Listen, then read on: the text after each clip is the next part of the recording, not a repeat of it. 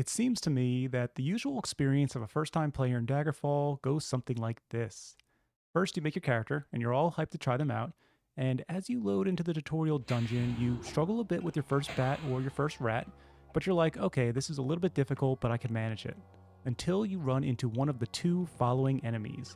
Half of the players will open this door and get destroyed by the imp.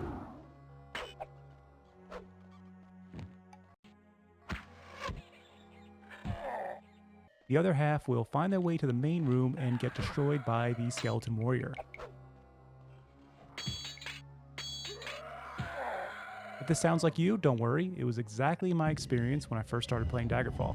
But considering how often I read stories like this online in comments on my videos or on the Elder Scrolls subreddit, I thought it might be a good idea to make a video explaining how to play as a martial melee build. Hey everyone, this is Shpan, and in this video I'm going to break down how to fight in melee without getting hit. Before we get started, if you enjoy Daggerfall videos like this, consider subscribing to my channel or to my Patreon through the link in the video description below, and with that out of the way, let's get into today's video. The first thing to understand is that there is skill expression in Daggerfall's combat system. You have counterplay options against the enemies that you're fighting. You can tackle combat in this game in a pretty strategic way, rather than just running into every enemy and hoping to hit them more times than they hit you.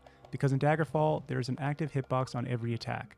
That sounds simple enough, but for a lot of people trying a much older RPG like this, they're usually thinking more about the hidden calculations off screen that are dictated by stats, deciding whether or not your attack actually connects.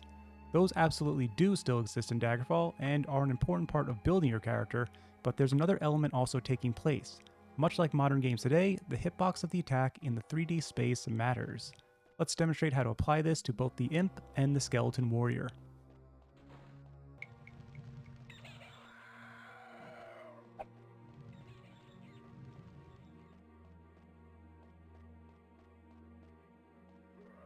So we're looking at the skeleton warrior here.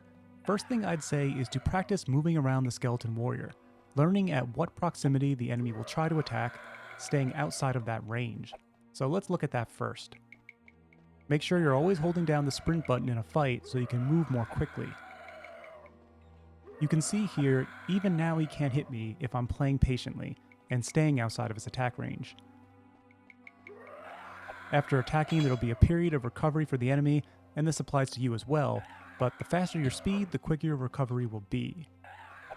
So now let's try to punish the skeleton after he whiffs and is in recovery frames where he can't attack again.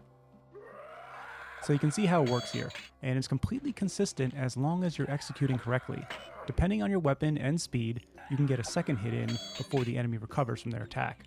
Of course, this requires a lot of knowledge and exposure to different types of enemies, because some enemies attack more quickly and others are slower. Some enemies might strike twice, while others only strike once.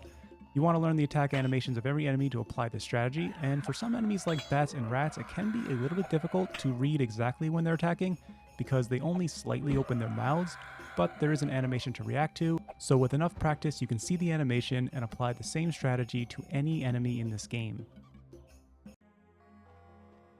Now let me apply the same strategy to a caster enemy like this imp here. If you're standing far away, casters and enemies with bows will try to use their ranged options like fireball or shooting arrows, but every spell can be dodged in real time, so we can wait and apply the same strategy here. Also, touch spells like the imp shock spell can also be dodged in the same way we dodged the skeleton warrior. Move into a close enough proximity where we can bait the touch spell, move out when we think it's coming, and then go back in to punish the recovery frames for that attack. Consistent and fun to execute.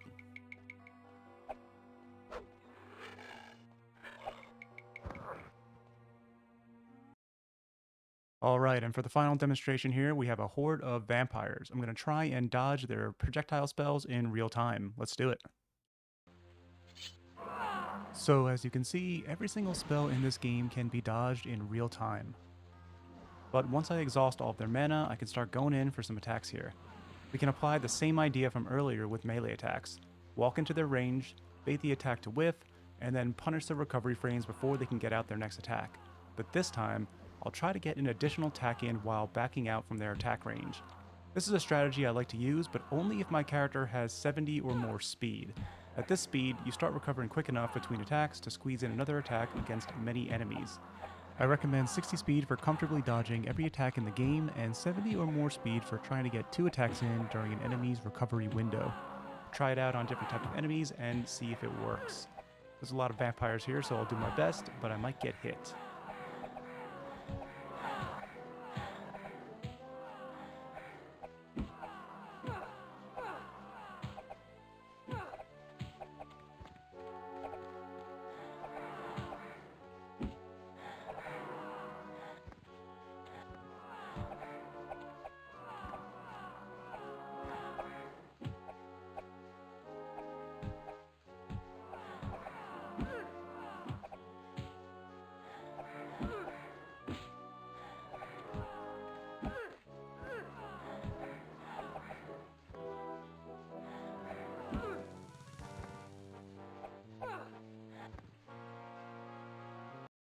Alright, managed to not get hit there, and yeah, as you can see, melee without any magic is totally viable and actually a lot of fun.